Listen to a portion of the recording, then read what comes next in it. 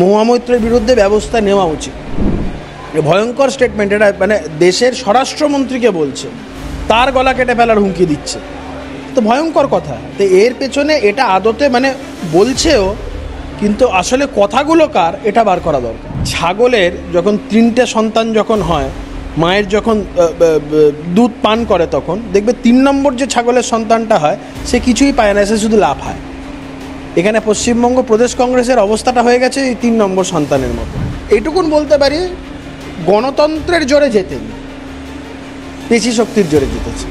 মহুয়া মৈত্র সম্পর্কে ওর কনস্টিটিউয়েন্সির লোকেরা তারা পর্যন্ত খুশি না, মানে ও মানুষকে মানুষ বলে মনে করে না। তবে আমার মনে হয় এই বিষয়টাতে ওর বিরুদ্ধে ব্যবস্থা হওয়া উচিত।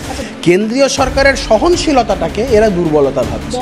That cannot be the only criteria. আমি শুধু ইংরেজিতে ভালো কথা বললাম, 2-4টে ভালো ভোকাবুলারি আমার আছে বলে আমি যাকে তাকে যা খুশি তাই বলি। প্রধানমন্ত্রীকে এতদিন গালিগালাজ করেছেন, সব করেছেন, এখন প্রধানমন্ত্রীর প্রয়াত মা তাকেও ছাড়ছে না। এটা সম্পূর্ণভাবে মানে কোনোভাবে এটাকে মানা যায় না। বিজেপির যতগুলো কার্যালয় আছে পশ্চিমবঙ্গে, ততজন কংগ্রেসের কর্মী সমর্থকই নেই। এখানে পশ্চিমবঙ্গ প্রদেশ কংগ্রেস বলে কিছু আছে নাকি?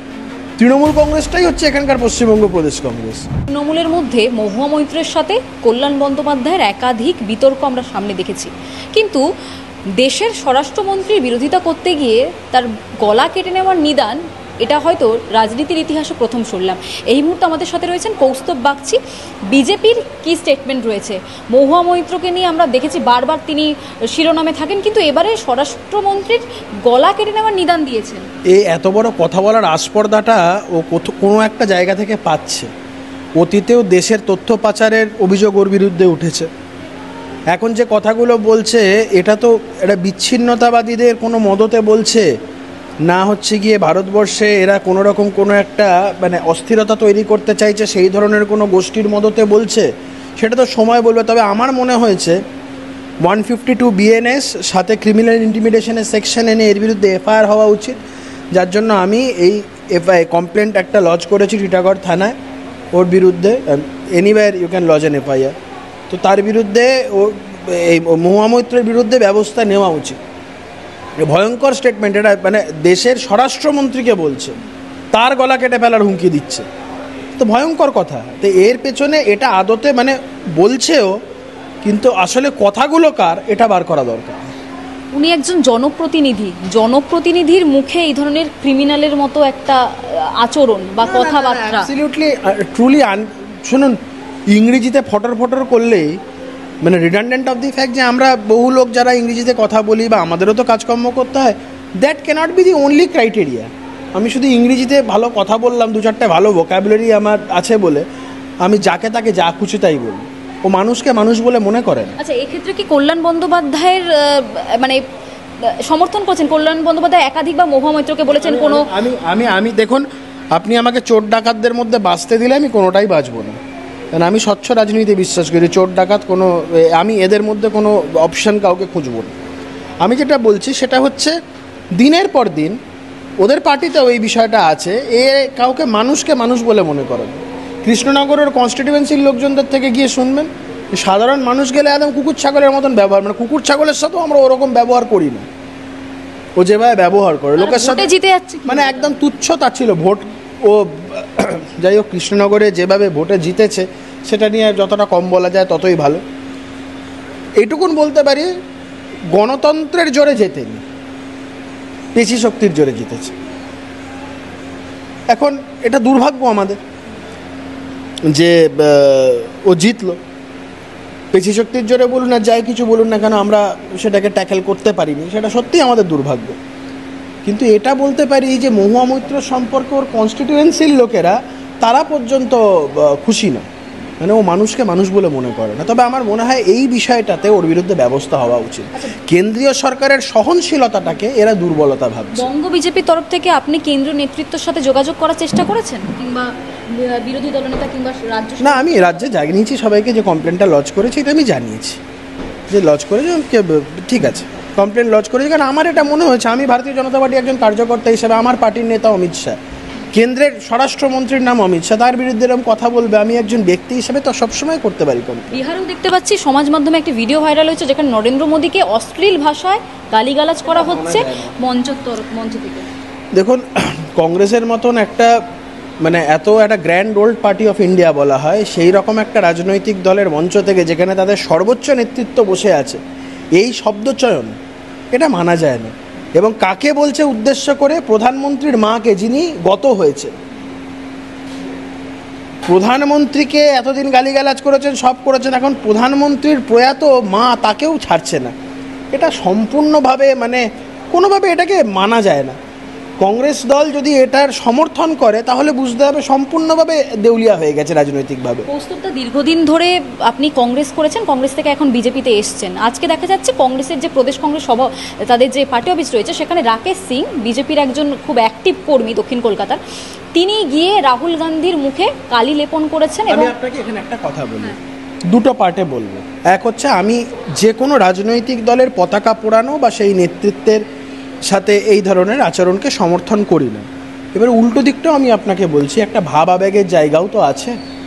ভাব আবেগের জায়গাটা হচ্ছে, দেখুন, প্রধানমন্ত্রীর প্রয়াত মাকে যে এই ধরনের কথা বলেছে, তারপরে তো কংগ্রেস দল এটাকে নিয়ে একটা অ্যাপোলজি, পাবলিক অ্যাপোলজিও তো একটা ইস্যু করতে পারতো, একটা প্রেস স্টেটমেন্ট ইস্যু করতে পারতো।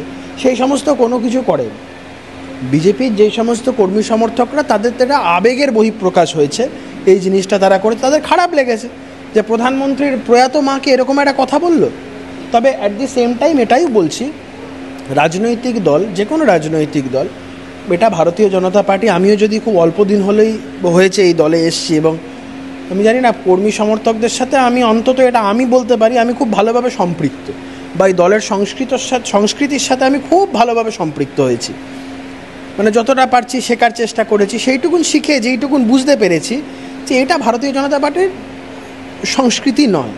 তবে আবার অ্যাট দি সেম টাইম এটাও বলছি, মানুষ তো আফটার অল যারা করেছে তাদের তো একটা আবেগের জায়গা আছে, না হলেই ভালো হতো, কিন্তু একটা আবেগের বহিঃপ্রকাশ। যে কোনো রাজনৈতিক দল, সেটা কংগ্রেস হোক, সিপিএম হোক, তৃণমূল হোক, এই যে এই পর্যায়ে যাওয়ার কোনো রাজনৈতিক দলের কার্যালয়ে গিয়ে এটা করা, এটা কোনোভাবেই সমর্থনযোগ্য না। কিন্তু অ্যাট দি সেম টাইম আমি আবার তোমাকে, সরকার তিনি বলছেন যে এই ধরনের ঘটনা যদি আরও একবার হয় তাহলে বিজেপির যত কার্যালয় রয়েছে আগুন দিয়ে জ্বালিয়ে দেওয়া হবে। বিজেপির যতগুলো কার্যালয় আছে পশ্চিমবঙ্গে, ততজন কংগ্রেসের কর্মী সমর্থকই নেই। সারা পশ্চিমবঙ্গ জুড়ে ভারতীয় জনতা পার্টির যতগুলো কার্যালয় আছে, সারা পশ্চিমবঙ্গ জুড়ে কংগ্রেসের ওই সংখ্যক কর্মী সমর্থকই নেই। তার জন্য দায়ী তো কংগ্রেসের নেতৃত্ব। গোটা কংগ্রেস, এখানে পশ্চিমবঙ্গ প্রদেশ কংগ্রেস বলে কিছু আছে নাকি? তৃণমূল কংগ্রেসটাই হচ্ছে এখানকার পশ্চিমবঙ্গ প্রদেশ কংগ্রেস। এখানে কংগ্রেসের লোকেরা যতই লাফালাফি করুক, দিল্লি মমতা বন্দ্যোপাধ্যায়কে এখানে ওদের মানে ওই বলে না, ওই আমাদের কোনো শাখা নেই, বিভিন্ন অ্যাডভার্টাইজ দেখায়। আর কংগ্রেসের হচ্ছে কেন্দ্রের কংগ্রেসের শাখা যেটা, সেটা হচ্ছে এখানে তৃণমূল কংগ্রেস। এখানকার কংগ্রেস করতেন। আমি তোমাকে একটা জিনিসই বলি, খারাপভাবে, এটা কেউ যেন খারাপভাবে না নেয়। ছাগলের যখন 3টে সন্তান যখন হয়, মায়ের যখন দুধ পান করে, তখন দেখবে 3 নম্বর যে ছাগলের সন্তানটা হয়, সে কিছুই পায় না, সে শুধু লাফায়। এখানে পশ্চিমবঙ্গ প্রদেশ কংগ্রেসের অবস্থাটা হয়ে গেছে এই 3 নম্বর সন্তানের মতো। খারাপ লাগছে, আমি একটা সময় দলটায় ছিলাম, কিন্তু আমি তো আলটিমেটলি দেখেছি। এখন এসে বিজেপিতে মনে হচ্ছে যে আমি না না না না আমি আমি আমি ভাবধারা ঠিক, আমি কখনো বলছি না এই কথাটা, বললে আমি নিজের সাথে তঞ্চ কথা করবো, আমি কখনো বলবো না সেটা। আমি এইটুকুন বলেছি যে কংগ্রেস, যেই কংগ্রেসের ভাবধারা, যেই আদর্শের আকৃষ্ট আমি একটা সময় কংগ্রেস করেছি, কংগ্রেস আর সেই জায়গাটায় নেই। Congress has become the new মুসলিম লীগ। আমি বলেছি Congress has lost it's political character. আমি আমার রেজিগনেশন লেটারে স্পষ্ট তো বলেছি। তো সেই জায়গা থেকে দাঁড়িয়ে আমি যেটা বলছি সেটা হচ্ছে, পশ্চিমবঙ্গ প্রদেশ কংগ্রেসের কোনো অস্তিত্বই নেই অল ইন্ডিয়া কংগ্রেস কমিটির চোখে। তুমি রাহুল গান্ধী, প্রিয়াঙ্কা গান্ধী, সোনিয়া গান্ধীকে এত রাজ্যের বাইরে বাইরে রাজ্যে কি মিটিং, পশ্চিমবঙ্গে কবার আসতে দেখো।